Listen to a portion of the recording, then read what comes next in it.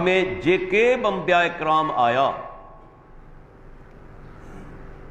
उन्हनि जूं ज़ालूं हुयूं, उन्हनि जो औलाद हो ऐं उन्हनि निकाह कयो। माना निकाह करण अंबिया इकराम जी सुन्नत आहे। खुद अल्लाह जे प्यारे पैगंबर फरमायो, निकाह मिन सुन्नती फमन लम यामल बिसुन्नती फलैसा सुन्नत आहे। ऐं जंहिं माण्हू मुंहिंजी सुन्नत मुताबिक़ अमल न कयो उहो मूं मंझां न आहे। मालूम थियो त को बि माण्हू जेको बग़ैर कंहिं शरई उज़र जे निकाह नथो करे उहो गुनाहगार आहे ऐं प्यारे पैगंबर जी सुन्नत जो तारिक आहे। हा, जेकॾहिं को शरई उज़र आहे, बिलफर्ज़ को माण्हू अहिड़ियुनि बीमारियुनि में वरतल आहे, जिस्मानी या ज़हनी, जंहिंजे करे हू हक़ ज़ौजियत अदा करण जे क़ाबिल कोन्हे, या घरवारी जी सार संभाल रहण जे लाइक़ नाहे, अहिड़ो माण्हू माज़ूर आहे ऐं जेकॾहिं निकाह नथो करे त गुनाहगार कोन्हे। या को माण्हू इंतहाई माली परेशानी में वरतल आहे, अगरचे उनखे बि घुर्जे अल्लाह ते तवक्कुल करे निकाह करे। ऐं घणो करे असांजो ख़ुदि जो मुशाहिदो आहे, जेके माण्हू निकाह कंदा आहिनि रब्बुल आलमीन उन्हनि जे रिज़्क़ में बरकतूं फरमाए छॾींदो आहे। इहो ई सबबु आहे जो अल्लाह जे नबी फरमायो त निकाह मुंहिंजी सुन्नत आहे। अलबत्ता तव्हां ॾिसो, दुनिया जे अंदरि काफ़ी अहिड़ा मज़ाहिब आहिनि। ईसाइयत आहे, बुद्ध मत आहे, ॿिया बि अहिड़ा मज़हब आहिनि जिन में शादी न करण नेकी जी अलामत आहे। शादी न करण, पोइ नतीजो छा निकिरंदो आहे? इंसान जी फितरी ख़्वाहिश मौजूदु हूंदी आहे, अहिड़ा माण्हू अंदरूने खाना गुनाह जा कम कंदा आहिनि। ज़ाहिरी तौर ते चवंदा आहिनि त असां गैर शादीशुदा आहियूं, छो त असांजे मज़हब जे अंदरि शादी न करणु बहितर आहे, पर पंहिंजी फितरी ख़्वाहिश खे रोके न सघंदा आहिनि ऐं नतीजतन लिक जे अंदरि गुनाहनि जा मुर्तकिब थींदा आहिनि। पर दीन इस्लाम दीन फितरत आहे। जे असांखे ॿुधायो माण्हू जॾहिं बालिग़ थिए थो, जवान थिए थो, उन जे जिस्म में, उन जे ज़हन में तब्दीलियूं अचनि थियूं ऐं उनखे तलब महसूस थिए थी त आउं निकाह करियां। ऐं निकाह बुराई खां बचण जो वॾो ज़रियो आहे। इन जे करे सही बुखारी में अचे थो, हिकु दफ़े अल्लाह जो प्यारो पैगंबर नौजवाननि जी हिकु मजलिस खां अची लंघियो, जिते नौजवान वेठल हुआ। पाण फरमाइनि था, या माशर शबाब मन इस्तता मिनकुमुल बात फलियतज़व्वज फ़इन्नहु अग़ज़्ज़ु लिलबसर व अहसनु लिलफ़र्ज। ऐं नौजवान जमात, अवामा जेके निकाह जी शादी जी ताक़त आहे, उनखे घुर्जे शादी करे। छो त शादी जो वॾो फ़ाइदो छा आहे?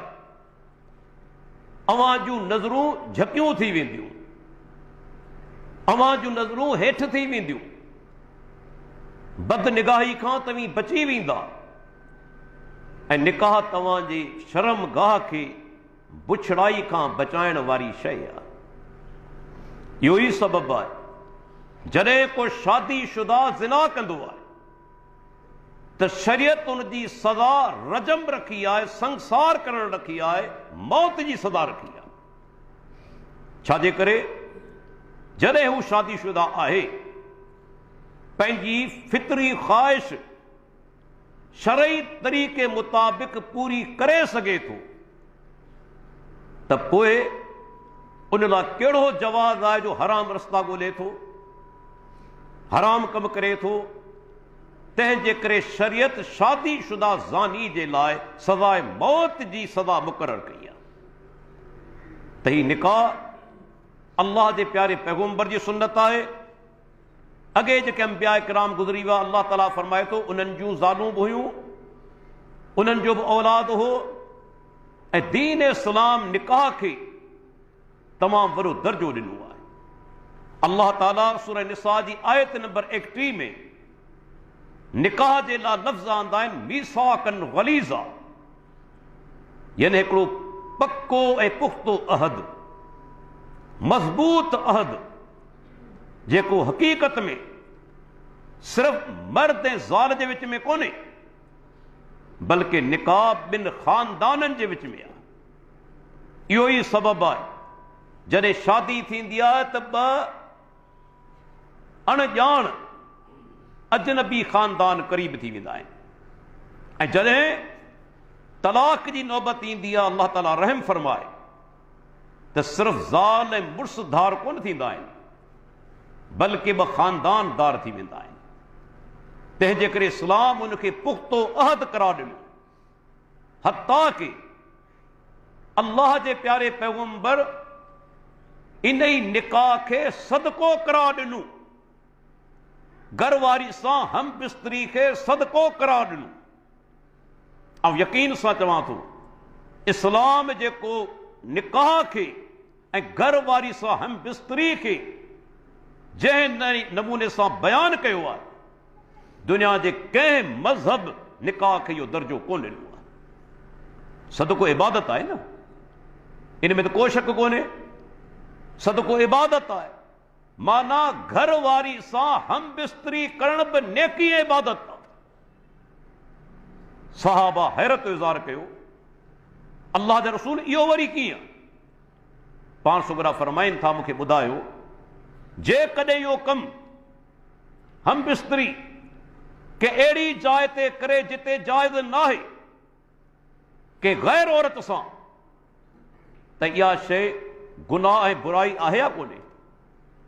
साहबा अर्ज़ कयो, अल्लाह जे रसूल यकीनन गैर औरत वटि वञे थो, बुछड़ो अमल करे थो, गुनाह आहे, बुराई आहे, त पाण फरमाइनि था बुराई जे मुक़ाबले में नेकी थींदी आहे। त घरवारी सां बिस्तरी खे इस्लाम सदको करार ॾिनो, एॾो वॾो दर्जो। ऐं अल्लाह ताला क़ुरान मजीद जे अंदरि जेका रब जे कलाम जी फसाहत आहे, बलागत आहे, अज़मत आहे, निकाह जो मक़सद अल्लाह ताला सिर्फ़ ॿिनि लफ़्ज़नि में बयानु कयो आहे। ऐं जेकॾहिं गौर कंदो त इन्हनि ॿिनि लफ़्ज़नि सां ॿ बातिल निकाह तिन जो रद्द थियो वञे, जेके अॼु बि माण्हुनि में राइज आहिनि। हिकिड़ो हलालो बातिल निकाह, ॿियो मुतो बातिल निकाह। अल्लाह ताला छा थो फरमाए? सूरह निसा जी 24 नंबर आयत फरमाई, जॾहिं मोमिन मर्द मोमिना औरत सां निकाह कंदो आहे, नियत छा हूंदी आहे?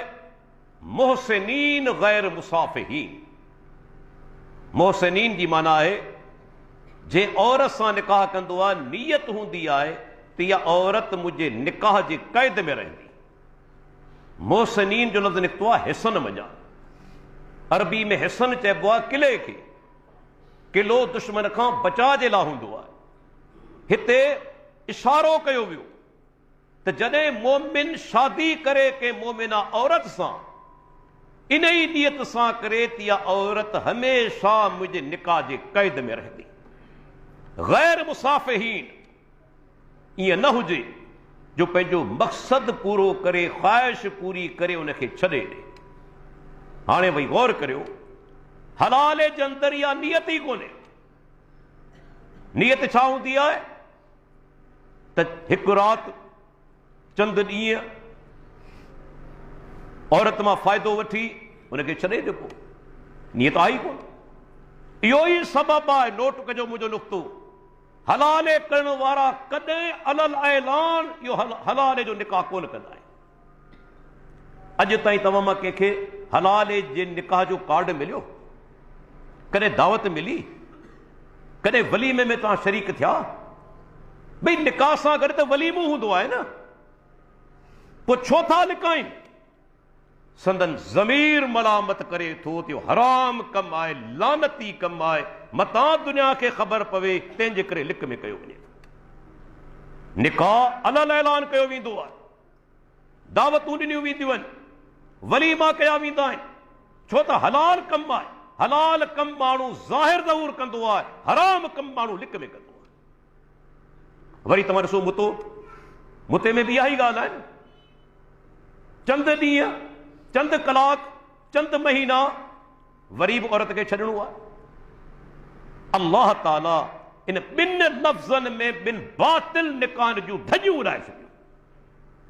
ऐं तव्हां ॾिसो, पंहिंजो पाण खां पुछो, जॾहिं को बि माण्हू पंहिंजी न्याणी के माण्हू खे निकाह में ॾींदो आहे, जेकॾहिं अॻु में ख़बर पइजी वञे बिल फर्ज़ त मुंहिंजो थियण वारो नाठी मुंहिंजी न्याणी खे 5 सालनि खां पोइ तलाक ॾेई छॾींदो, छा उहो माण्हू पंहिंजी न्याणी उन माण्हू खे निकाह में ॾींदो?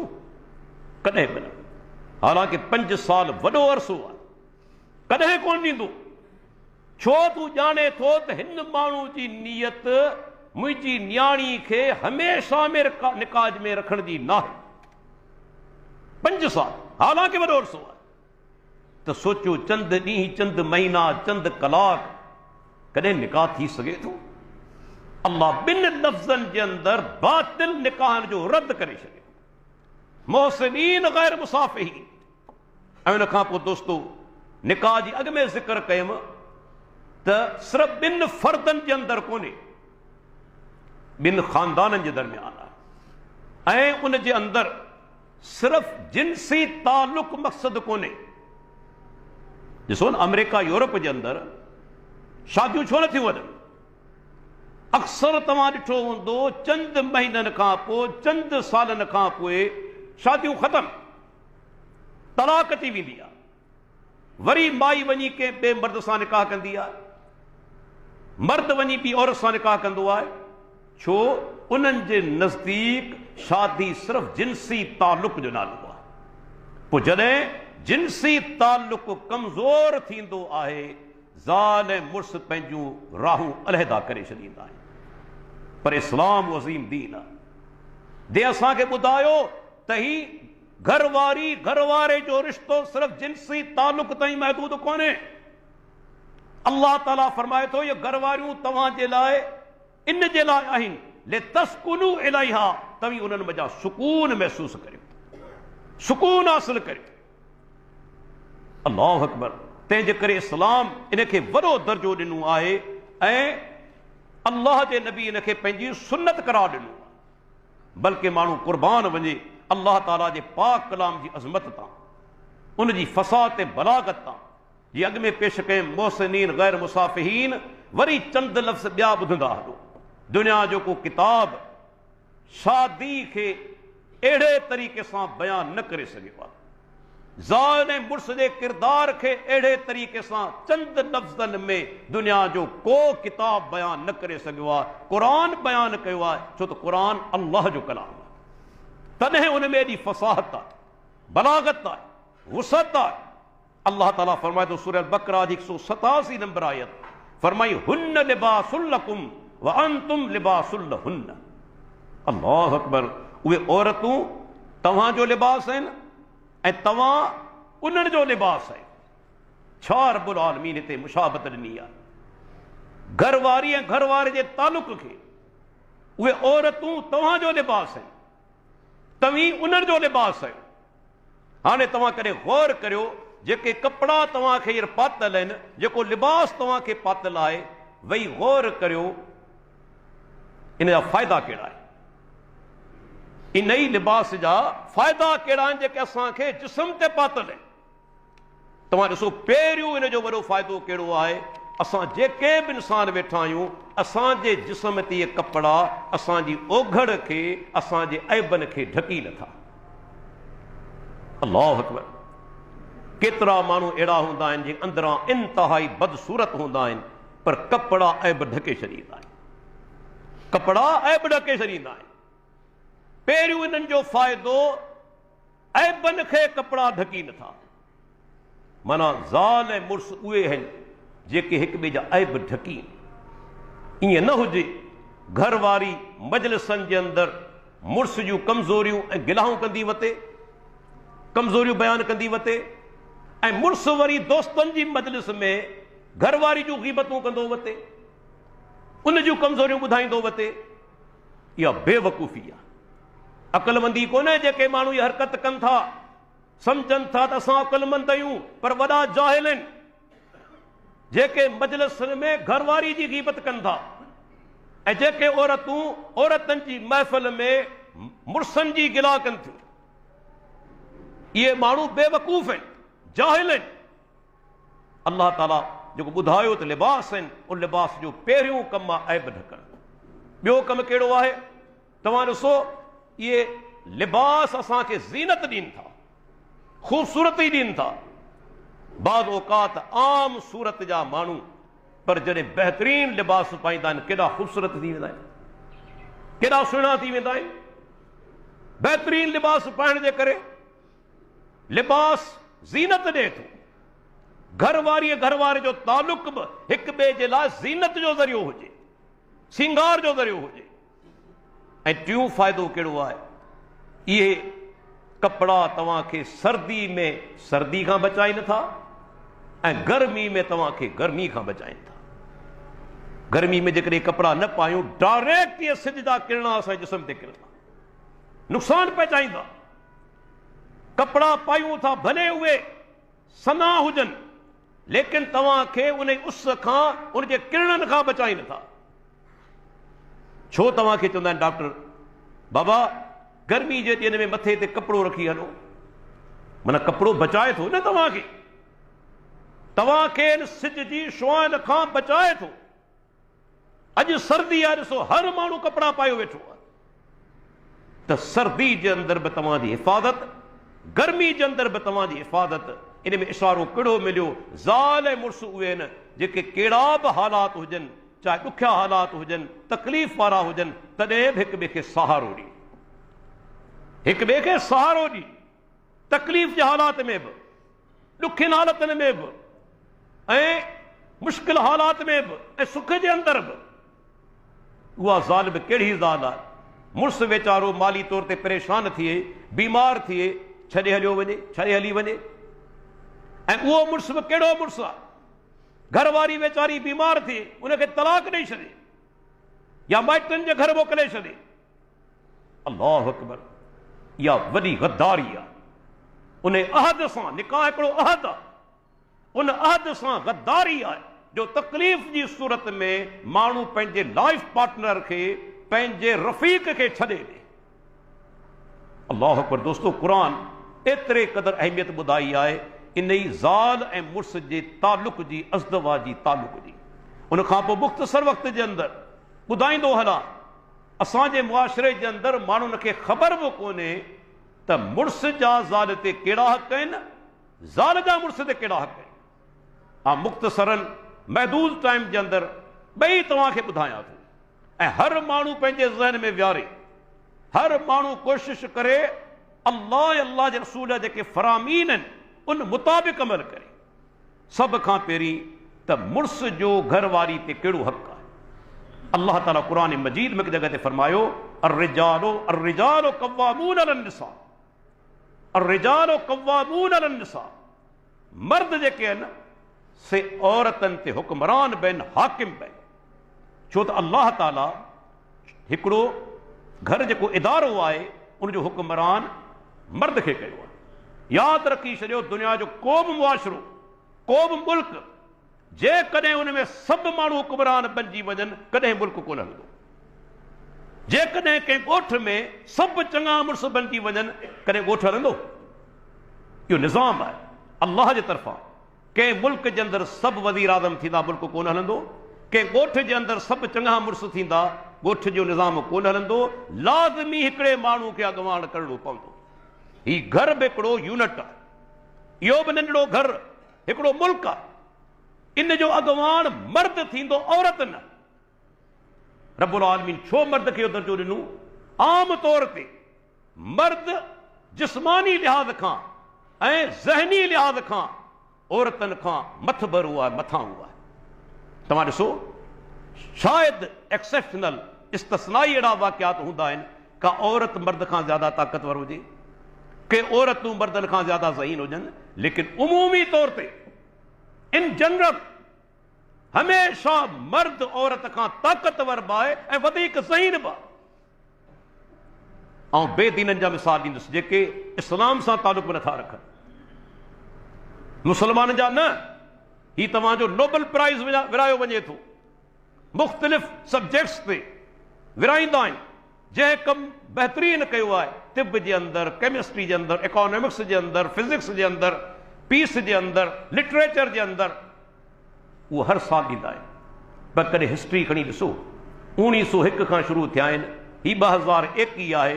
अंदाज़नि जेके अंग अखर मूंखे यादि आहिनि, क़रीबन 853 मर्दनि खे इहो इनाम मिलियो आहे ऐं औरतूं सिर्फ़ 51।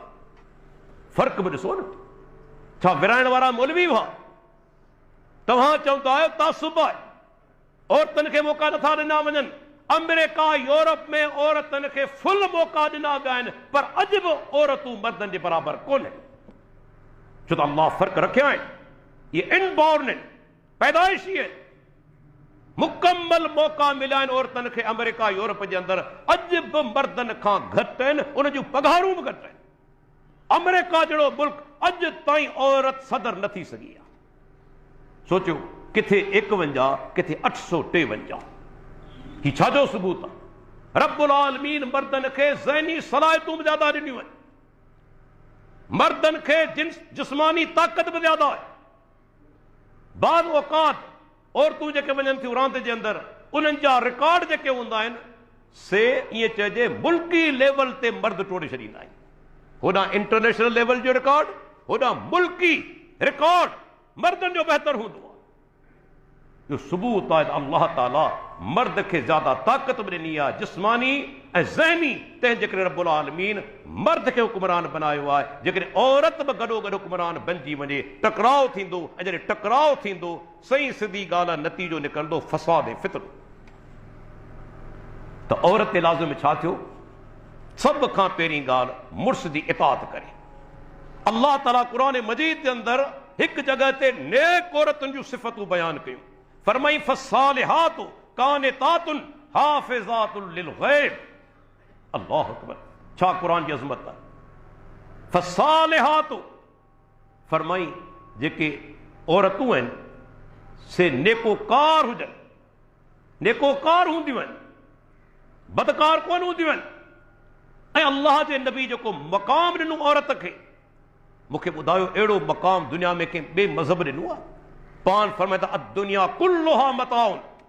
ही दुनिया, समूरी दुनिया आरज़ी फ़ाइदे जी जाइ आहे। व ख़ैरु मताए दुनिया अल मरअतु सालिहा। ऐं इन दुनिया जो सभ खां बहितरीन मता केरु आहे? नेक घरवारी। नेक घरवारी खे अल्लाह जे नबी हिन दुनिया जो बहितरीन मता करार ॾिनो। इते बि ज़िक्र औरत जो आहे, मर्द जो कोन्हे। वही गौर करियो, घर जे अंदरि जेकॾहिं शरीफ़ घरवारी आहे, दीनदार आहे, मुड़ुस खे हमेशह सुकून हूंदो। पर जेकॾहिं औरत बदकार आहे, ख़राब किरदार जी हामिल आहे, मर्द हमेशा टेंशन में रहंदो, परेशान रहंदो, ग़लती में रहंदो, सिहत ते असर पवंदो, ड्यूटी आहे, कारोबार आहे, उन ते असर पवंदो। जेकॾहिं औरत बदकार आहे, ख़राब किरदार जी हामिल आहे, पर जेकॾहिं नेकोकार आहे, अल्लाह अकबर, अल्लाह जे पारां वॾो इनाम आहे। फरमाई पहिरीं निशानी फ़स्सालिहात, उहे नेक हूंदियूं आहिनि। कानितातुन, इताअत गुज़ार हूंदियूं आहिनि, मुड़ुस जो चयो मञींदियूं आहिनि। ऐं अल्लाह जे नबी जी फरमान बि आहे न, पान फरमाया ख़ैरुन निसाए, औरतनि में भलियूं औरतूं उहे आहिनि अल्लती तसुर्रहु इज़ा नज़र, जॾहिं मुड़ुस उन ॾांहुं निहारे त उनखे ख़ुशि करे छॾी। ख़ुशि क माना हर लिहाज़ खां। केतिरियूं औरतूं आहिनि घर जे अंदरि वीचारो मुड़ुस थकिजी आयो, नौकरी करे आयो, मेहनत मज़दूरी करे आयो, दुकान तां आयो, सही सिधी ॻाल्हि आहे जेको माण्हू थकिजी ईंदो उनजी तबियत में चिड़ बि हूंदी, कावड़ बि हूंदी, थकावट जे करे, सॼो ॾींहुं कमकार जे करे। केतिरा वीचारा असांजा दोस्त आहिनि जेके हमाली कंदा आहिनि, वीचारा बोरियूं खणंदा आहिनि, सिर तगारी जो कमु कंदा आहिनि, थकिजी घर अचे ऐं औरतुनि सां मोह मारी करे घटि वधि ॻाल्हाए, नाफ़रमानी करे, मूंखे ॿुधायो घर जो माहौल छा थींदो। पर आहिनि उन टाइम ते घरवारी मुड़ुस खे प्यार ॾे, प्यार ऐं मोहबत सां ॻाल्हाए, जॾहिं मुड़ुस ॾांहुं निहारे उनखे ख़ुशि करे छॾे। इहा मोहबत, इहो प्यार सवाब जो कमु आहे, गुनाह जो कमु कोन्हे। त उन घरवारी जो सभई थकावटूं दूर थी वेंदियूं, यकीन ॼाणो। ॿाहिरि केतिरा बि टेंशन हुजनि, मुंहिंजो नुक़्तो यादि रखो, घर में सुकून आहे तव्हांजा सभई टेंशन ख़तम थी वेंदा। पर ॿाहिरि तव्हां अयाशी करियो, घर जे अंदरि जेकॾहिं टेंशन आहिनि, इहो टेंशन तव्हांखे तबाह करे छॾींदो, तव्हांजी सिहत बि तबाह, तव्हांजो कमकार बि तबाह थी वेंदो। अलाह जे नबी फरमायो, इहे औरतूं जेके आहिनि जॾहिं मुड़ुस निहारे ख़ुशि करे छॾीनि, ऐं वो तोती हुए अमर, जॾहिं मुड़ुस हुकम करे इताअत बि कनि। मूंखे चांहि ठाहे ॾे, मानी ठाहे ॾे, कहिड़ो कमु कंदो, चवंदो इहो ई चवंदो न, चयो मञे। पर हा, जेकॾहिं मुड़ुस अहिड़ो हुकम करे जंहिंमें अल्लाह जे रसूल जी नाफ़रमानी आहे, घरवारी खे घुर्जे कॾहिं बि न मञे, छो त ला ताअत लिमख़लूक़िन फी मासियतिल ख़ालिक़। जंहिं कम में ख़ालिक़ जी नाफ़रमानी थिए उते मख़लूक़ जी फरमान बरदारी कोन थींदी। मुड़ुस खां वॾो हक़ रब्बुल आलमीन जो आहे, बल्कि सभ खां वॾो हक़ अल्लाह ताला जो आहे। मुड़ुस चवे शराब पी,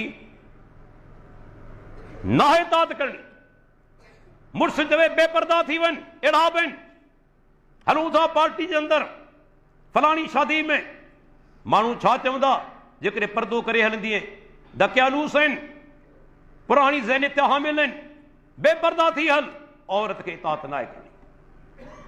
शेख इब्न बाज़ खां पुछियो हिकिड़ी औरत, साईं मुंहिंजो मुड़ुस मूंखे मजबूर करे थो त आउं बेपर्दा थी वञा। शेख चयो ॻाल्हि ॿुधो, अल्लाह जी नाफ़रमानी में कंहिंजी इताअत कोन थींदी।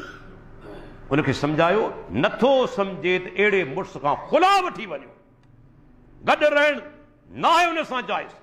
रब्बुल आलमीन तव्हांजे लाइ ॿिया बहितर रस्ता पैदा करे छॾींदो, छो थी माण्हू तव्हांखे रब जी नाफ़रमानी ते मजबूर करे रहियो आहे। छॾे ॾियो अहिड़े मुड़ुस खे, अल्लाह रस्ता पैदा करण वारो आहे। जेकॾहिं घर वारो चवे नाजाइज़ कम जे लाइ माउ सां तालुक टोड़े छॾ, पीउ सां तालुक टोड़े छॾ, कीअं टोड़बो मूंखे ॿुधायो? छा माउ ऐं पीउ सां को मोमिन तालुक टोड़े सघे थो? न आहे टोड़णो। अहिड़नि मुआमलनि में घर वारे जी इताअत कोन थींदी। पर हा, जेकॾहिं हुनजो हुकुम क़ुरान ऐं सुन्नत मुताबिक़ आहे, शरीयत मुताबिक़ आहे, घर वारो जेको बि हुकुम ॾे उनखे मञणो आहे। उनखां पोइ अल्लाह ताला फरमाए थो त हाफ़िज़ातुल लिल ग़ैब, मुड़ुस जॾहिं घर खां ॿाहिरि निकिरी वेंदो आहे, ग़ैर हाज़िर हूंदो आहे, सफ़र ते वियो हलियो, नौकरी ते वञे थो, कारोबार ते वञे थो, त पंहिंजे मुड़ुस जी इज़त जी हिफ़ाज़त करे। इहे बि के औरतूं आहिनि, घर वारो घर खां ॿाहिरि निकितो त ग़ैर मर्दनि सां राब्ता शुरू करे छॾिया, उन्हनि सां ॻाल्हाइण ॿोलाइण शुरू करे छॾियई। इहा औरत मोमिना कोन्हे। जेका औरत इहा कमु करे थी, उनखे मुड़ुस जी ग़ैर हाज़िरी जे अंदरि बि मुड़ुस जी इज़त जी हिफ़ाज़त करणी आहे। माना इहे फ़र्ज़ आहिनि औरत ते मुड़ुस जे हक़नि जे सिलसिले में। अहिड़े नमूने सां तव्हां ॾिसो त अल्लाह जे नबी जो फरमान आहे, ला तुनफ़िक़ु इमरातुन शयअन मिन बैति ज़ौजिहा इल्ला बिइज़्नि ज़ौजिहा। औरत खे घुर्जे मुड़ुस जे माल मजां का बि शइ उनजे घर मजां ख़र्च न करे जेसि ताईं मुड़ुस खां इजाज़त न वठे। छो त इहो माल मुड़ुस जो आहे न। पंहिंजी मर्ज़ी सां ॾेई छॾणु, इजाज़त न वठणु, अल्लाह जे नबी फरमायो न, उनखे घुर्जे पंहिंजे घर वारे खां इजाज़त वठे। हा, जेकॾहिं उनजो हुस्न ज़न आहे त जेकॾहिं उनजी ग़ैर हाज़िरी में आउं का शइ ॾेई छॾियां ऐं मुंहिंजो मुड़ुसु नाराज़ न थींदो, छो त अॻे बि अहिड़े नमूने जा वाक़िया पेश अची चुका आहिनि, पोइ त ठीकु आहे, हुस्न ज़न आहे, यकीन आहे त मुंहिंजो मुड़ुसु नाराज़ न थींदो। पर जेकॾहिं अहिड़े क़िस्म जो यकीन न आहे, हुस्न ज़न न आहे, उनखे घुर्जे जॾहिं बि ख़र्च करे त मुड़ुस जी इजाज़त सां ख़र्च करे।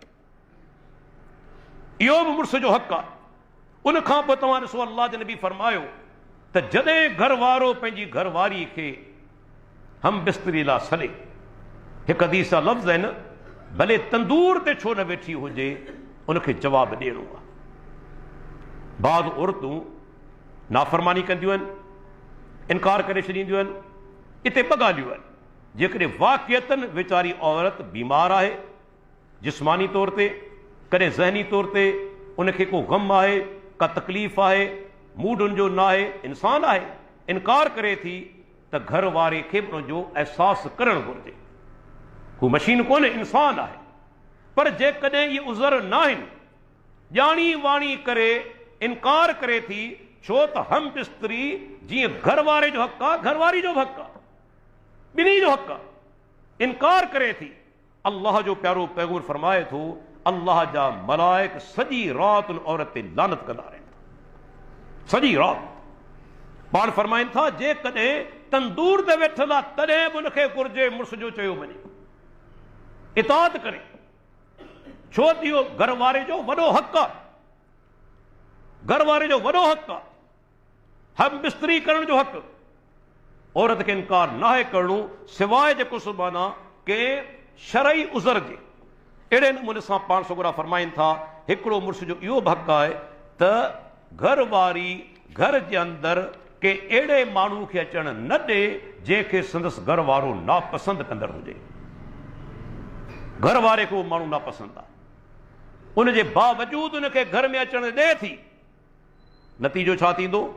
इफ़्तिराक, इंतिशार, इख़्तिलाफ़ ऐं नौबत तलाक ताईं वञी पइजी। ख़बर आहे मुंहिंजो घर वारो हिन माण्हू खे नापसंदि नथो करे, उन माण्हू खे घर जे अंदरि अचण जी इजाज़त न ॾे। इहो घर वारे जो हक़ आहे। हता की तव्हां ॾिसो केतिरे क़दर इस्लाम जेको सो मुड़ुस जो हक़ ॿुधायो आहे। अल्लाह जे नबी जो फरमान आहे, जामे तिरमिज़ी जी हदीस, जेकॾहिं अल्लाह खां सवाइ के ॿिए खे सजदो जाइज़ हुजे, इहो दलील आहे त अल्लाह खां सवाइ कंहिंखे सजदो जाइज़ न आहे, हराम आहे, शिरक ऐं कुफर आहे। छो त सजदो इबादत आहे, अल्लाह खां सवाइ कंहिंखे जाइज़ कोन्हे। पाण फरमाइनि था, जेकॾहिं जाइज़ हुजे हा त आऊं औरत खे घरवारी खे हुकम करियां हा त पंहिंजे घर वारे खे सजदो करे। अल्लाहु अकबर। एॾो इस्लाम जेको सो माना औरत जो माना घर वारे जो हक़ ॿुधायो आहे। अॼु असांजे मुआशिरे जे अंदरि ही जेके वॾे पैमाने ते फितना थियनि पिया, ऐं तव्हां नोट कयो हूंदो त कुझु सालनि जे अंदरि तलाक जी शरह वधी वई आहे, तलाक जा वाक़िया वधी विया आहिनि। उनजा सबब इहे ई आहिनि, जॾहिं घरवारी इताअत न करे या घर जे अंदरि अहिड़नि माण्हुनि खे अचणु ॾे जेके मुड़ुस पसंदि नथो करे, या अहिड़ा कम करे जेके क़ुरान हदीस जे ख़िलाफ़ आहिनि, बेहयाई वारा आहिनि, त पोइ नौबत पइजो वञे थी तलाक ताईं। ऐं उनखां पोइ दोस्तो मुख़्तसर टाइम मुख़्तसर आहे, ज़ाल जा कहिड़ा हक़ आहिनि मुड़ुस ते, इहे बि असांजे लाइ ज़रूरी आहिनि ॿुधणु। जेका औरत असांजे घर में अचे थी, को माण्हू पंहिंजे जिगर जो टुकड़ो छिने ईअं चए तव्हांजे हवाले करे थो। नियाणियूं इंसान खे तमामु घणियूं प्यारियूं हूंदियूं आहिनि। अल्लाह जे नबी फरमायो, मन आल जारियतैन हत्ता तबलुगा जा यौमल क़ियामत अना व हुव कहातैन। पंहिंजो हथ मुबारक मथे खणनि था, ॿ आंगुरियूं शाहिदी वारी आंगुर, विच वारी आंगुर, ॿई ॾेखारे सहाबा खे चवनि था, जंहिं माण्हू ॿिनि नियाणियुनि जी सुहिणे नमूने सां परवरिश कई, उहो माण्हू ऐं आऊं क़यामत ॾींहुं हीअं ईंदासूं। अल्लाहु अकबर। हिन तरीक़े सां ईंदासूं जी ॿई आंगुरियूं गॾो गॾु आहिनि। ऐं ॿुधाईंदो हलां, जेके माण्हू चवंदा आहिनि बाबा इस्लाम औरत खे हेठां दर्जो ॾिनो आहे, उन्हनि खां पुछणु चाहियां थो, बल्कि चैलेंज ॾियणु चाहियां थो, मूंखे हिकिड़ी हदीस ॾेखारियो अल्लाह जे नबी चयो हुजे त जंहिं ॿिनि पुटनि जी सुहिणे नमूने सां परवरिश कई, उहो मूंसां क़यामत ॾींहुं हीअं हूंदो। हिकु हदीस बि कोन्हे, हिकु हदीस कोन्हे।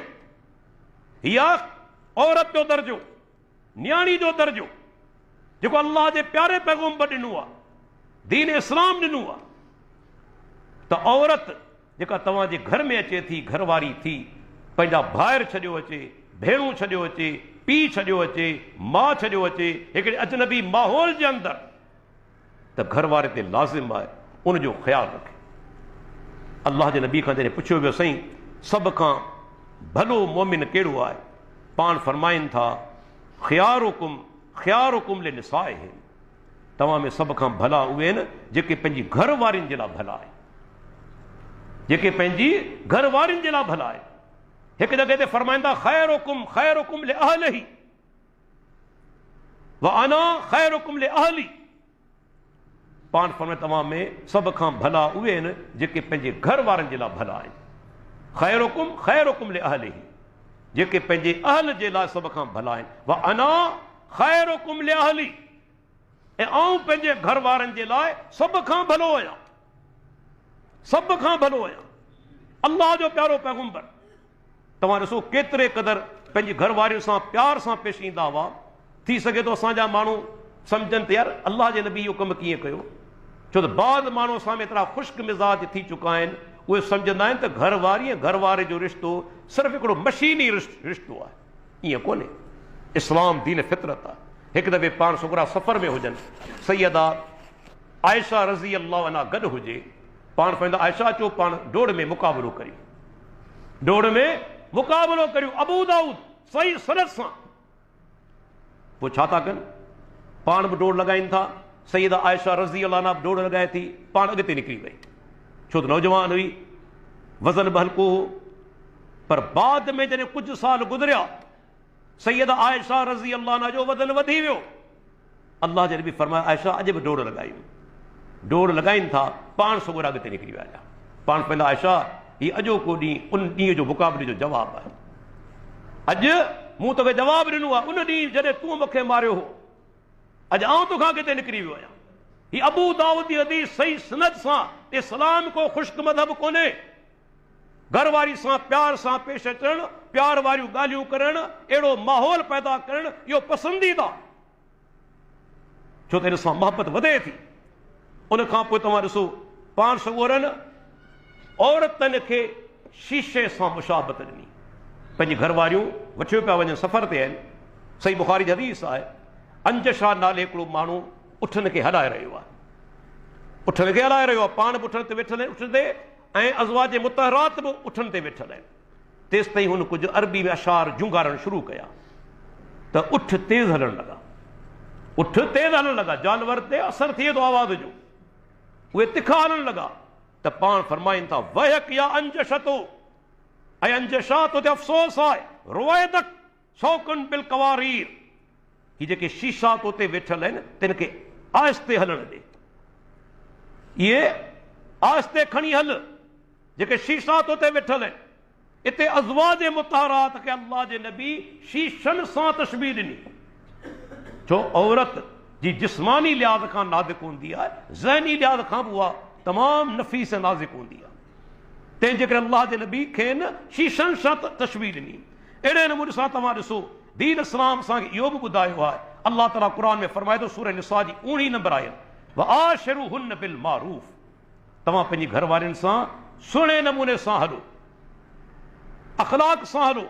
फ़िन करहतमूहुन्न, थी सघे थो उहे घर वारियूं तव्हांखे कंहिं ॻाल्हि जे करे नापसंद हुजनि, पर अॻिते अल्लाह ताला छा फरमायो, त मुमकिन आहे अल्लाह तव्हां जे लाइ उन्हनि घर वारियुनि में ख़ैर कसीर रखियो हुजे। तव्हांखे त कंहिं ॻाल्हि जे करे नापसंद आहे, पर मुमकिन आहे रब्बुल आलमीन तव्हां जे लाइ उन्हनि घर वारियुनि में ख़ैर कसीर रखियो हुजे। ऐं अल्लाह जे नबी फरमान बि आहे, ला यफ़रक मोमिनुन मोमिनतन इन करिहा मिनहा खुलुकन रज़िया मिनहा आख़र। पाण फरमाइनि था, को बि मोमिन मर्द पंहिंजी मोमिना औरत खां नफ़रत न करे। थी सघे थो उनखे घर वारी जी का हिकिड़ी आदत नापसंद हुजे, त ॿी आदत गौर कंदो उनमें सुठी बि हूंदी। ईअं आहे न, थी सघे थो तव्हांजी घरवारी जज़्बाती आहे, कावड़दी पवे थी, इंसान आहे, या कॾहिं कॾहिं ईअं थींदो आहे जो औरत घरवारी ख़ूबसूरत कोन्हे, तव्हां सां नफ़रत करियो था, उनजे मिज़ाज जे करे नफ़रत करियो था, बाद औकात माण्हू तलाक ॾेई छॾींदा आहिनि, पर अल्लाह जे नबी फरमायो ईअं न करियो। मुमकिन आहे रब्बुल आलमीन उन जे अंदरि तव्हांजे लाइ ख़ैर कसीर रखियो हुजे, वॾियूं भलायूं। ऐं ईअं थींदो आहे। केतिरा मिसाल आहिनि। तव्हां शादी कई, औरत तव्हांजे घर में आई, तव्हांखे हज़ारे मिसाल मिली वेंदा, रब्बुल आलमीन तव्हांजी रोज़ी में बरकत करे छॾी। अॻे त बि तंग हाल हुआ, तंग दस्त हुआ, उन औरत जे घर में अचण जे करे, छो त हू बि पंहिंजे हिसे जो रिज़्क़ खणी आई, तव्हांजे घर में ख़ुशहाली अची वई। केतिरा दफ़ा ईअं थींदो आहे, नेक ऐं साले औलाद उन औरत मां तव्हांखे पैदा थींदो आहे, तव्हांजे घर जा हालात सुधरी वेंदा आहिनि, सुकून अची वेंदो आहे, इत्मिनान अची वेंदो आहे। त अल्लाह जे नबी छा फरमायो, पाण हमेशह रोशन पहलू ॾिसंदा हुआ। जेकॾहिं अहिड़ी का आदत उन जे अंदरि आहे बि सही, इंसान हुजण जे नाते माण्हू गौर करे, अहिड़ियूं ख़ामियूं असां में बि हूंदियूं। असां सिर्फ़ु घरवारियुनि में ॻोल्हियूं पिया, असां में कोन्हे। कॾहिं घरवारियुनि असांखे इन लाइ छॾण जी कोशिशि कई? इलाह माशाअल्लाह, शायदि काड़ी नालायक हुजे छॾे वञे, वरना वीचारियूं बर्दाश्त कंदियूं आहिनि। मुड़ुस जज़्बाती हूंदो आहे, बाद औकात मारी वेंदो आहे, धक हणंदो आहे, लेकिन पोइ बि गुज़ारो कंदियूं आहिनि न। त मर्द खे बि घुरिजे, उनजी काड़ी नंढड़ी ख़ामी हुजे उनखे नज़रअंदाज़ करे। अल्लाह जो नबी फरमाए थो त उन साॻी औरत जे अंदरि उन में वॾियूं भलायूं हूंदियूं, ख़ैर कसीर हूंदो। उनखां पोइ तव्हां ॾिसो इस्लाम असांखे छा थो चवे। अल्लाह जे नबी फरमायो शादी जे बारे में, जॾहिं तूं शादी करीं थो, घरवारी तुंहिंजे घर में अचे थी, पाण सगुरा फरमाइनि था अन तुत ए महा इज़ा तइमत, जॾहिं तूं को खाधो खाई त पंहिंजी घरवारी खे बि खाधो खाराए।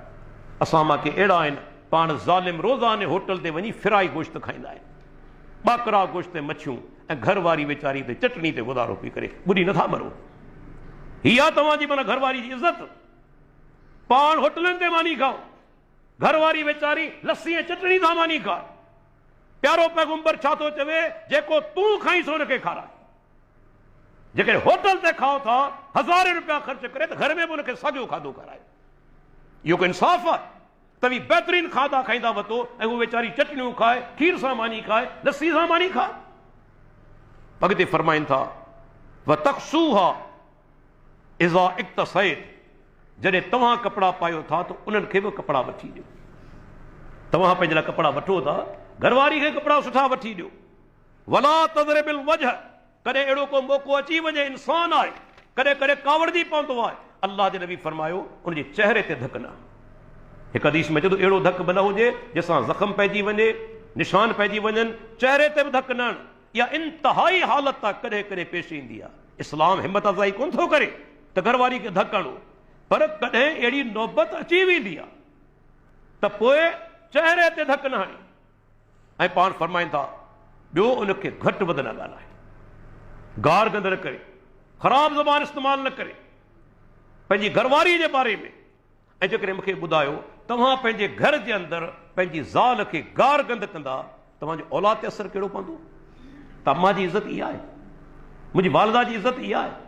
पोइ छा थींदो? इहो औलाद जॾहिं वॾो थींदो तव्हांजी बेइज़ती कंदो, त हिन मुंहिंजी माउ जी इज़त कोन कई त असां बि इज़त कोन कंदासीं।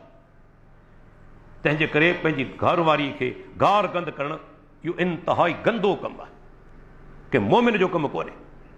इंसान खे जज़्बाती थी सघे थो, अहिड़ा टाइम ईंदा आहिनि, पर कॾहिं बि ख़राब ज़बान इस्तेमालु न करे, उनखां पंहिंजो पाण खे बचाए, छो त इन शइ जो औलाद ते असरु थींदो। उनखां पोइ तव्हां ॾिसो अल्लाह ताला हिकिड़ो असांखे हक़ इहो ॿुधायो आहे, जॾहिं औरत सां निकाह थिए थो उनजे अंदरि कुझु शराइत आहिनि। हिकिड़ो शर्त इहो बि आहे, औरत खे महर अदा कयो वञे। असां वटि बाज़ माण्हू सिर्फ़ु महर लिखाईंदा आहिनि, अदा कोन कंदा आहिनि। जुमिलो मुंहिंजो यादि रखी छॾियो, महर घरवारी जो हक़ आहे। इंसान खे औरत खे पंहिंजे निकाह में आणे थो, हिकिड़ो इज़त ख़ातिर बि हुनखे महर ॾिबो, ॿियो त हुन मां फ़ाइदो बि वठे थो न। घरवारी जेका तव्हांजे घर में आई आहे, वीचारी तव्हांखे केतिरा फ़ाइदा ॾिए थी, केतिरा फ़ाइदा। महर उनजे बदिले बि आहे ऐं उनजी इज़त ऐं तकरीम बि आहे। तंहिंजे करे अल्लाह ताला छा फरमायो त जेकॾहिं तव्हां घरवारियुनि खे खज़ानो बि ॾेई छॾियो, वापसि न वठो, उन मथां कुझु मोटाए। दलील मिलियो त दौलत आहे, तव्हां ज़्यादा पैसा बि ॾेई सघो था, क़ीमती शइ बि महर में ॾेई सघो था, क़ीमती शइ बि। अल्लाह ताला फरमाए थो खज़ानो बि ॾेई छॾियो। रब मने कोन कई।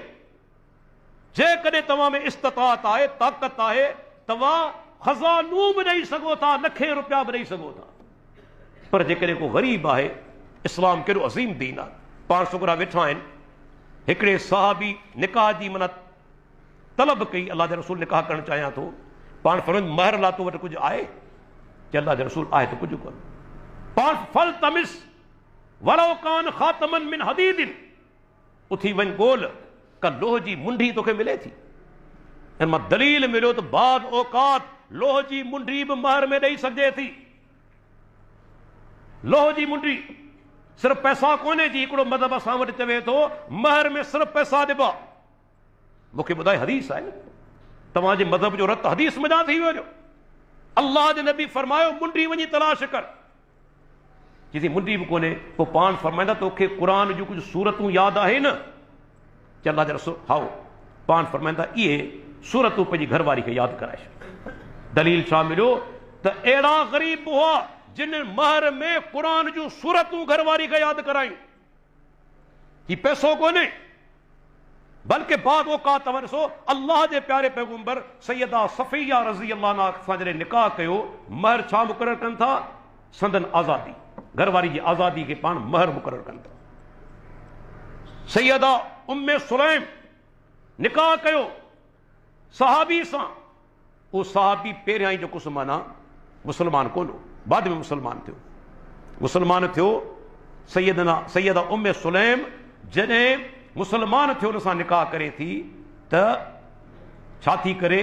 महर छा थी मुक़ररु करे? घरवारे खे चवे थी तूं इस्लाम क़बूल कयो आहे, इहो मुंहिंजो महर आहे। तो जेको इस्लाम क़बूल कयो इहो मुंहिंजो महर आहे। सहाबियाणी इस्लाम क़बूल करण खे महर मञे थी। अल्लाह जो नबी आज़ादी खे महर चवे थो। क़ुरान जूं सूरतूं यादि कराइण खे महर पाण मुक़ररु कनि था। त पोइ ही मज़हब कीअं सही थींदो जेके चवनि था त बाबा क़ुरान माना त पैसनि खां सवाइ ॿी का शइ महर में नथी अची सघे? दलील मिलियो क़ुरान मां। केतिरी बि माना दौलत तव्हां महर में ॾियो जाइज़ आहे, केतिरी बि दौलत ॾियो, ऐं हेठि केतिरो बि घटि हुजे। ही चवनि था सिर्फ़ु 10 दिरहम, उनखां घटि महर न हुजे। इहा रिवायत ज़ईफ़ आहे, बिल्कुलु शदीद ज़ईफ़ आहे। दलील असांजे लाइ कोन थी बणिजे, बल्कि ही दलील आहे त मुंडी जेका असां 10 दिरहम जे ज़माने में घणो करे कोन हूंदी हुई। क़ुरान खे महर करार ॾिनो वियो त घटि हद बि मुक़ररु कोन्हे, वधि में वधि हद बि मुक़ररु कोन्हे। यादि रखी छॾियो, महर जी न वधि में वधि हद मुक़ररु आहे, न घटि में घटि हद मुक़ररु आहे। जहिड़ी पंहिंजी ताक़त आहे, ताक़त आहर माण्हू महर ॾे, पर यादि रखी छॾियो महर निकाह जे लाइ ज़रूरी आहे। यादि तव्हां बहितर फौरन अदा करियो। जेके चइबो महर मुअज्जल, फौरन अदा करियो। या औरत जॾहिं मुतालबो करे तव्हां ओॾी महिल जो ओॾी महिल हुनखे पैसा ॾियो या उहा शइ ॾियो। ऐं ॿियो आहे तव्हां निकाह जे टाइम ते ॾियो कोन था, पर चओ था त महीने खन खां पोइ ॾींदुसि, 2 महीननि खां पोइ ॾींदुसि। उनखे चओ महर मुअज्जल, माना कि अजल ताईं, टाइम ताईं। त 2 महीननि खां पोइ, महीने खां पोइ महर अदा कंदुसि। इहो बि जाइज़ आहे ऐं ओॾी महिल बि ॾियणु जाइज़ आहे, बल्कि बहितर आहे। उन टाइम ते ॾे या बाद में ॾे, पर टाइम मुक़ररु करे। पर 2 टे वाक़िया अहिड़ा आहिनि जेके तव्हांखे ॿुधाईंदो हलां। हिकिड़ी औरत सां हिकिड़े मर्द निकाह कयो, निकाह कयई, पर छा थियो जो हुनजो महर मुक़ररु न कयई, महर मुक़ररु न कयई, हम बिस्तरी बि कोन कयई, ऐं औरत खे तलाक ॾेई छॾियई। हम बिस्तरी बि कोन कयई, महर बि मुक़ररु कोन कयई, तलाक ॾेई छॾियई। हाणे शरीयत चवे थी उन औरत ते का बि इद्दत कोन्हे, उनखे महर बि कोन ॾिबो, छो त महर मुक़ररु ई कोन थियो आहे। अलबत्ता अल्लाह ताला हुकम कयो आहे त उन औरत खे बि तव्हां कुझु न कुझु ॾेई, माना मदद तौरु, ताउन तौरु कुझु न कुझु ताउन करे तंहिंखां पोइ रवानो करियो। इस्लाम कहिड़ो अज़ीम दीन आहे। हालांकि उन मां फ़ाइदो ई कोन वरितो आहे, पर तॾहिं बि कुझु न कुझु उनखे ॾेई रवानो कयो। पर जेकॾहिं महर मुक़ररु कयई, यादि रखंदा तूं, महर मुक़ररु कयई, हम बिस्तरी कोन कयई, तलाक ॾेई छॾियई। हम बिस्तरी कोन कयई ऐं तलाक ॾेई छॾियई, पर महर मुक़ररु करे चुको आहे, त पोइ दीन चवे थो हुनखे अधु महर ॾियणो पवंदो। बिल फर्ज़ 10,000 रखिया हुआ त हाणे 5,000 उनखे ॾियणा पवंदा। इहो तलाक जी सूरत में। पर जेकॾहिं हिकिड़ो माण्हू के औरत सां निकाह करे थो, निकाह थी चुको, ठीकु आहे, हम बिस्तरी कोन कयाई, महर मुक़ररु कयाई, पर हमरा गुज़ारे वियो, निकाह थी चुको, महर मुक़ररु करे चुको, हम बिस्तरी कोन कयाई ऐं पाण गुज़ारे वियो। हाणे शरीयत इते वरी ॿियो हुकम आहे। इहो हुकम कहिड़ो? उन औरत खे मुकम्मल उहो महर मिलंदो, इद्दत जा ॾींहं गुज़ारींदी ऐं विरसे मज़ा मुड़ुस जी मिल्कियत मां हिसो बि मिलंदो, मुड़ुस जी मिल्कियत मां हिसो बि मिलंदो, इद्दत जा ॾींहं गुज़ारींदी ऐं महर बि उनखे पूरो मिलंदो। ऐं होॾां तलाक वारी सूरत में छो त उन महर मुक़ररु न कयो त महर उनखे कोन मिलंदो ऐं इद्दत उन ते कोन्हे। तलाक वारी जेका औरत आहे, मुड़ुस बिस्तरी नाहे कई, उन ते इद्दत कोन्हे, पर हिते मुड़ुस बिस्तरी नाहे कई पर मुड़ुस गुज़ारे चुको आहे, महर बि मिलंदो, इद्दत जा ॾींहं बि गुज़ारींदी, विरसे मज़ा बि हिसो मिलंदो। यादि रखी छॾियो, इहो फ़र्क़ु आहे ॿिन्ही जे अंदरि। केतिरो इस्लाम जेको सो माना असांखे अहम मसाइल जेके माना ॿुधाया आहिनि इन ई इद्दत जे हवाले सां, महर जे हवाले सां। तंहिंजे करे महर दोस्तो यादि रखी छॾियो, इहो औरत जो हक़ आहे, सिर्फ़ु लिखाइणो कोन्हे बल्कि अदा बि करिणो आहे। पर हिकिड़ी ॻाल्हि ज़रूरी आहे त जेकॾहिं औरत ख़ुशी सां पंहिंजो महर जो कुझु हिसो तव्हांखे माफ़ करे थी या मुकम्मल माफ़ करे थी, दबाव में न हुजे त माफ़ करे सघे थी, बसि शर्त के दबाव ते न हुजे। ख़ुशी सां अल्लाह ताला फरमाए थो फ़इन तिब्न लकुम, ख़ुशी सां जेकॾहिं उहा छॾे ॾिए थी कुझु हिसो या मुकम्मल माफ़ करे पाण नथी वठे त पोइ मुड़ुस ॾोहारी कोन्हे। पर जेकॾहिं अहिड़ी ॻाल्हि नथी करे त मुड़ुस ते लाज़िम आहे उनखे महर जेका समान अदा करे, महर उनखे अदा करे, इहो उनजो माना हक़ आहे। ऐं दोस्तो उनखां पोइ अल्लाह ताला क़ुरान मजीद जे अंदरि जिते घरवारी घर वारे जो इख़्तिलाफ़ जो ज़िक्र कयो आहे, फरमाई जॾहिं इख़्तिलाफ़ थी पवे त हिकिड़ो अमीन मुक़ररु करियो तव्हां मर्द वारनि मज़ा, हिकिड़ो अमीन तव्हां मुक़ररु करियो ज़ाल जे माना माइटनि मज़ा। अल्लाह ताला फरमाए जेकॾहिं ॿिन्ही ॼणनि जो इरादो हूंदो पाण में गॾिजण जो, अल्लाह मुवाफ़क़त पैदा कयो। इहो बि हिकिड़ो उसूल असांखे ॿुधायो आहे। ज़ाल ऐं मुड़ुस जो इख़्तिलाफ़ थियो, हिकिड़ो अमीन हुजे मुड़ुस जे तरफ़ां, हिकिड़ो अमीन हुजे घरवारी जे तरफ़ां।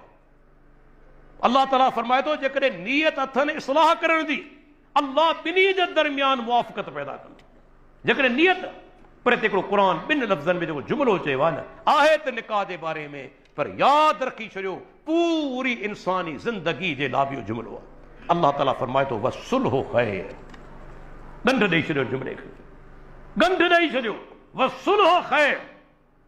फरमाई यादि रखी छॾियो सुलह जे अंदरि बहितरी आहे, झेड़े में बहितरी कोन्हे, सुलह जे अंदरि बहितरी आहे। इहा आयत आई आहे निकाह माना शादीशुदा जोड़नि जे बारे में। लेकिन तव्हां वेही सोचो ज़िंदगी में केतिरा दफ़े असां झेड़ा कंदा आहियूं, कॾहिं ज़मीननि ते कॾहिं ॿियनि मसलनि ते। हीउ कानून उते बि लागू थिए थो त बहितरी सुलह जे अंदरि, झेड़नि में बहितरी कोन्हे। हिकिड़ी धुर बि तबाह थींदी, ॿी बि धुर तबाह थींदी, हिकिड़ा बि जेल में वेंदा, ॿिया बि जेल में वेंदा, पैसा बि तबाह थींदा। पर जेकॾहिं सुलह कंदो त केतिरा फितना तव्हांजा ख़तम थी वेंदा। अल्लाह ताला ॿिनि लफ़्ज़नि जे अंदरि ॾिसो असांजी केॾी रहनुमाई कई आहे रब्बुल आलमीन। उनजो कलाम कहिड़ो अज़ीम कलाम आहे त सुलह जे अंदरि बहितरी आहे, इन जे अंदरि सरासर ख़ैर आहे। त अल्लाह ताला खां दुआ घुरूं, अल्लाह ताला असांखे जेके बि दोस्त आहिनि जेके शादीशुदा आहिनि, अल्लाह असां सभिनी खे तौफ़ीक़ अता फरमाए पंहिंजी घरवारियुनि जा अदा करियूं। ऐं जेके असांजूं भेनरूं आहिनि शादीशुदा, अल्लाह ताला उन्हनि खे तौफ़ीक़ अता फरमाए पंहिंजे घरवारियुनि जो हक़ अदा कनि, उनजी इज़त कनि। तव्हां थी जेके वाक़ियात तलाक जा हींअर वधी विया आहिनि से रुकिजी वञनि, छो त इन तलाक में को बि फ़ाइदो कोन्हे। तकलीफ़ूं ईंदियूं पर वरी बि उन घर वारे सां गॾु रहणु यकीनन फ़ाइदेमंद आहे, सवाइ इन सूरत जे जो घर वारो इंतिहाई किरियल क़िस्म जो माण्हू हुजे, पोइ त उनखां जान छॾाइणु बहितरु आहे। पर जेकॾहिं इंसान हुजण जे नाते उन में कमज़ोरियूं आहिनि, पर अहिड़ियूं कमज़ोरियूं कोन्हनि जेके तमामु वॾा गुनाह हुजनि या कुफ़र ऐं शिरक हुजे, त पोइ उन सां माना गुज़ारो करणु यकीनन वरी बि बहितरु आहे कि नए माण्हू वटि वञण खां। उन सां शादी कंदो ख़बर कहिड़े क़िस्म जो माण्हू निकिरे, वरी बि उन सां टाइम गुज़ारणु बहितरु आहे। अल्लाह ताला असांजी तौफ़ीक़ अता फरमाए। वाख़िर